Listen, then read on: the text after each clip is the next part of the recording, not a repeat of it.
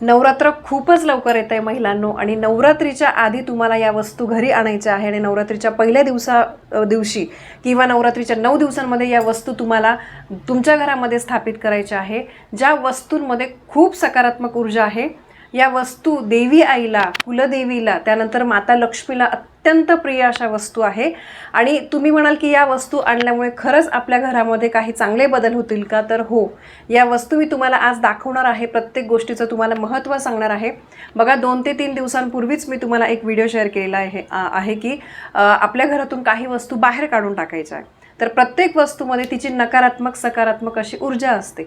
म्हणून जर काही वस्तूंमध्ये जसं काही वाईट शक्ती असते, वाईट शक्ती खेचण्याची ताकद असते, त्या उलटच काही वस्तूंमध्ये सकारात्मक ऊर्जा खेचून घेण्याची ताकद असते. तर त्यामुळे नवरात्रीमध्ये तुम्हाला या वस्तू घरी आणून त्या घरामध्ये स्थापित करायच्या आहे. नवरात्रीच्या आधी तुम्ही या घेऊन या. तुम्ही म्हणाल ताई आत्ता पितृपक्ष चाललेला आहे, तर वस्तू आणल्या तर चालतील का? तुम्ही आत्ता घेऊन या आणि नवरात्रीच्या पहिल्या दिवशी त्या गंगाजलने किंवा आपल्या पिण्याच्या पाण्याने स्वच्छ धुवून तुम्ही त्या वस्तूंची देवघरामध्ये स्थापना करू शकता. प्रत्येक वस्तूची स्थापना कशी करायची आहे याचा इन डिटेल व्हिडिओ आपल्या गुरुपरिवार या चॅनलवर आहे, तुम्ही नक्की बघू शकता. घराची आपण बघा स्वच्छता आपण करतो, पण त्यानंतर त्या घरामध्ये सकारात्मक ऊर्जा जेवढी जास्त प्रमाणामध्ये राहील त्यासाठी आपल्याला प्रयत्न करायचे आहे. तुम्ही या वस्तू जवळ कुठे तुम्हाला मिळाल्या तरीसुद्धा चालेल, तिथून आणू शकता. पण नाही ऑप्शन तर मी तुम्हाला स्क्रीनवर नंबर देते, त्या ताईंकडे तुम्हाला या सगळ्या गोष्टी मिळतील. या वस्तूंमुळे खरंच विश्वास ठेवा, तुमच्या घरामध्ये खूप सुखाचे दिवस येतील, आनंदाचं वातावरण निर्माण होतं. यातल्या सगळ्या गोष्टी जवळपास माझ्याकडे आहे. मी म्हणत नाही आजच तुम्ही सगळ्या घ्या, तुमच्या कलेने तुम्हाला जसं जमेल तसं घ्या. आणि फार महाग अशा काही वस्तू नाही आहे. कुलदेवीच्या अत्यंत प्रिय अशा वस्तू आहे, आणि त्या वस्तू जर आपण घरामध्ये आणून स्थापित केल्या तर कुलस्वामिनी देवी आई आपल्यावर प्रसन्न होते, आपल्याला भरभरून आशीर्वाद देते. शुभ फळ देणाऱ्या अशा या वस्तू आहेत. तुम्ही घटस्थापना करणार असाल किंवा नसाल तरीसुद्धा तुम्ही या वस्तू आणू शकतात, कारण त्या देवीला प्रिय आहे. आणि देवीने आपल्या घरी यावं, आपल्या घरात सगळं चांगलं व्हावं असं प्रत्येकाला वाटतं. प्रत्येकाला वाटतं माझ्या घरावर देवीची कृपा असावी, नेहमी काहीतरी दुःख आले तर ते मला पेलण्याची ताकद मला देवीने द्यावी. तर त्यामुळे आपल्याला घट असतील किंवा नसतील तरीसुद्धा तुम्ही या वस्तू आणू शकतात. हे 9 दिवस खरंच महिलांनो खूप प्रभावी दिवस आहे. त्यामुळे जमतील तितके उपाय करा, सेवा करा. तुम्हाला पाहिजे तेवढं यश या गोष्टींमुळे मिळेल. तुमचं आयुष्य सुखकर होण्यासाठी त्याची तुम्हाला खूप मदत होईल. आता या गोष्टी तुमच्याकडे असतील तर परत आणायची बिलकुल गरज नाही आहे, नसतील तर त्या गोष्टी तुम्ही घ्या. तर सगळ्यात पहिले बघा, देवी आईचं जे श्रीयंत्र आहे, तर श्रीयंत्र बघा मी तुम्हाला माझ्या देवघरामध्ये जे स्थापित केलेलं आहे त्याचा मी तुम्हाला व्हिडिओ दाखवते. माझ्या देवघरातलं जे ते बऱ्यापैकी मोठं आहे, आणि हे जे श्रीयंत्र आहे हे छोट्या साईजमध्ये आहे. ठीक आहे, तर श्रीयंत्र तुम्हाला स्थापित करायचं आहे. श्रीयंत्र हे देवी आईचं आसन असतं. श्रीयंत्राची देवघरामध्ये स्थापना केल्यामुळे आणि नवरात्रीमध्ये रोज त्याच्यावर आपल्याला कुंकुमार्चन करायचं आहे. बघा मी माझ्या देवघरातलं जे दाखवते त्याच्यावर मी आणि माझे मिस्टरसुद्धा आम्ही कुंकुमार्चन करतो. माता लक्ष्मीचं ते आसन असल्यामुळे लक्ष्मी घरात टिकून राहते, ती आपल्या घरात बसून राहते, ती कुठेही आपलं घर सोडून जात नाही. आणि श्रीयंत्र बघा हे आपल्याला दिवाळीत लक्ष्मीपूजनाच्या दिवशीसुद्धा पूजायचं असतं. पौर्णिमेला बऱ्याचशा वर्षामध्ये इतके असे दिवस असतात की ज्या दिवशी आपल्याला श्रीयंत्राची सेवा करायची असते. म्हणून तुम्ही हे श्रीयंत्र तुमच्या देवघरामध्ये स्थापित करा, हे खूप महत्त्वाचं आहे. आणि त्यानंतर दुसरं महत्त्वाचं म्हणजे बघा, मी माझ्या श्रीयंत्रावर तुम्हाला दिसत असेल ही कमळगट्टाची माळ ठेवली आहे. ही कमळगट्टाची माळ म्हणजे हे कमळाच्या बियांची माळ आहे. आपण माता लक्ष्मीला माहिती कमळाचं फूल हे अत्यंत प्रिय असतं, पण आपण रोज कमळाचं फूल नाही वाहू शकत, सगळीकडे ते नसतं. तर त्यामुळे ह्या कमळाच्या 108 बियांची ही माळ असते, ही आपल्याला श्रीयंत्रावर ठेवायची आहे, जेणेकरून माता लक्ष्मीला ती प्रिय असते. आणि आपण जर देवी आईच्या आवडीच्या गोष्टी केल्या, सेवा केली, उपाय केले तर आपल्यासुद्धा इच्छित गोष्टी आपल्या आयुष्यामध्ये घडत असतात. यानंतर दुसरी गोष्ट म्हणजे बघा गजलक्ष्मी, आपण ज्याला हत्ती म्हणतो. ठीक आहे, तर हत्ती तुम्हाला आणायची आहे. तर हे हत्ती त्याची सोंड वरती असली पाहिजे. ठीक आहे, आणि उजवा पाय जो आहे तर तो पुढे पाहिजे. अशी गजलक्ष्मीची मूर्ती आपल्याला देवघरात स्थापित करायची आहे. बघा गजलक्ष्मी आपण बघितलं असेल बऱ्याचशा देवींच्या फोटोमध्ये मागे हत्ती असतात, वरती सोंड करून हत्ती असतात. तर हत्ती तुम्ही स्थापित करू शकता.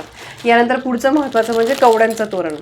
आपण देवीच्या मंदिराच्या इथे बघा बघतो बऱ्याचशा बायांनी गळ्यामध्ये कवड्यांची माळा घातलेल्या असतात. देवीला सुद्धा कवड्यांची माळ घातली जाते. कवड्या या देवी आईला अत्यंत प्रिय असतात, आणि कवड्यांचं तोरण मुख्य दरवाजाला लावल्यामुळे वाईट गोष्टी घराच्या मध्ये येत नाही, त्या घरापासून दूर राहतात. नकारात्मकता, वाईट गोष्टी, दुःख हे आपल्या घरापासून दूर राहण्यासाठी कवड्यांचं तोरण लावायचं आहे. हे छान पण दिसतं. उगाच शोसाठी काहीतरी दुसरं असंच लावण्यापेक्षा तुम्ही हे लावा, याच्याने शो पण होईल आणि त्याचं शास्त्रीय कारण पण मी तुम्हाला सांगितलं आहे. घराचा वाईट गोष्टींपासून बचावसुद्धा होईल. यानंतर तुमच्या देवघरामध्ये तुमच्या कुलदेवीचा फोटो किंवा टाक नसेल किंवा मूर्ती नसेल तर ती नक्की स्थापित करा. माझ्या देवघरामध्ये बघा तुळजाभवानी मातेची मूर्ती आहे. आमची कुलदेवी जी आहे तर ती तुळजाभवानी माता आहे, तर ती नसेल तर ती सुद्धा नक्की स्थापित करा. यानंतर सौभाग्याचे अलंकार, लाल चुनरी किंवा लाल ओढणी आपण म्हणतो, तर ते सौभाग्याचे अलंकार सुद्धा आपल्या कुलदेवीच्या फोटोजवळ तुम्हाला हे 9 दिवस ठेवायचं आहे.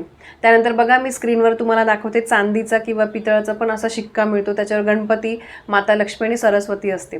तर याची आपल्याला लक्ष्मीपूजनाच्या दिवशी सुद्धा पूजा करायची असते. हा सुद्धा तुमच्याकडे नसेल तर घ्या.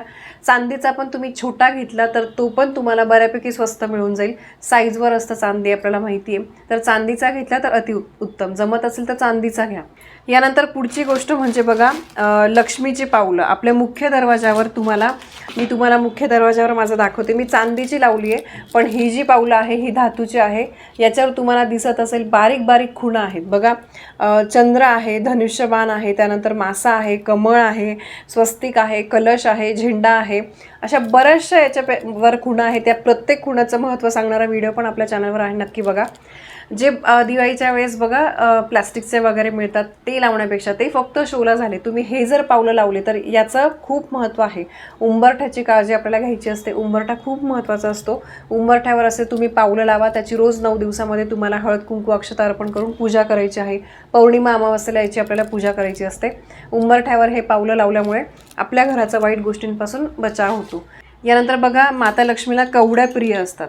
तर तुमच्या देवघरामध्ये माता लक्ष्मीची मूर्ती असेल तर तिच्याजवळ, मूर्तीजवळ तुम्हाला किंवा फोटोजवळ 5, 7, 9 अशा तुम्हाला कवड्या ठेवायच्या आहे. कवड्यांमुळे माता लक्ष्मी घराकडे आकर्षित होते आणि नकारात्मकता बाहेर टाकण्यासाठी कवड्या खूप महत्त्वाच्या असतात. त्यानंतर बघा हे मोरपीस आहे. नवरात्रीच्या शेवटच्या दिवशी दसरा असतो बरोबर. तर दसऱ्याला आपण सरस्वती देवीची पण पूजा करतो आणि देवघरामध्ये, माझं हे देवघरामध्ये असतं, मी तुम्हाला दाखवते स्क्रीनवर. एक जरी मोरपीस असेल ना तरी तुम्ही मुख्य दरवाजाच्या पण आतल्या साईडला मी मोरपीस लावलेला आहे. मोरपीसमुळे मुलांना अभ्यासामध्ये प्रगतीसाठी मोरपीसाचा उपयोग होतो. त्यासोबतच मोरपीस जे आहे ते सकारात्मकता आणतं. मोरपीसामध्ये खूप चांगल्या गोष्टी खिचून घेण्याची ताकद असते. तर त्यामुळे मोरपीस आपण बघितलं असेल बघा, नजर उतरवायला पण मोरपीस वापरला जातो. आणि मोरपीस हे माता सरस्वतीचं वाहन मोर आहे आणि सरस्वतीच्या प्रत्येक फोटोच्या इथे आपण मोरपीस बघितले असतील तर तुम्ही मोरपीससुद्धा आणू शकता. यानंतर पुढची गोष्ट म्हणजे बघा वारांची रांगोळी. मी नेहमी सांगते या वारांच्या रांगोळीच्या प्रत्येक दिवसाचं काहीतरी महत्त्व आहे. बघा फॉर एक्झाम्पल मी तुम्हाला वाचून दाखवते. सोमवारची रांगोळी, ही चंद्राची रांगोळी काढल्याने सर्व विघ्न दूर होतात आणि सतत प्रगती होते. त्यानंतर चंद्राची पूजा करण्याची फलप्राप्ती यामुळे होते. मंगळवारची रांगोळी, ही रांगोळी काढल्याने सर्व प्रकारच्या शत्रूचा त्रास कमी होतो. त्यानंतर बुधवार, ही बुधवारची रांगोळी काढल्याने ज्ञानाची प्राप्ती होते. असं प्रत्येक रांगोळीचं महत्त्व आहे. तर ही वारांची रांगोळी 2 साईजमध्ये येते, एक मोठी आणि एक छोटी. तर ती पण तुम्ही बघा. रोज आपल्याला एवढं डिझाईन वगैरे काढायला वेळ नसतो आणि डिझाईन काढण्यापेक्षा हे काहीतरी महत्त्वाचं काढलं ना तर त्याचा आपल्याला फायदा पण होतो. यानंतर बघा नवरात्रीमध्ये आपल्याला अष्टमीला हे जे आहे 64 योगिनी यंत्र हे मुख्य दरवाजावर लावायचं असतं. मी पण लावलं आहे, तुम्हाला दाखवते. तांब्याचं पण मिळतं. मी ज्यावेळेस घेतलं 7-8 वर्षांपूर्वी तर त्यावेळेस तांब्याचं नाही मिळायचं, पण आता तांब्याचं पण मिळतं.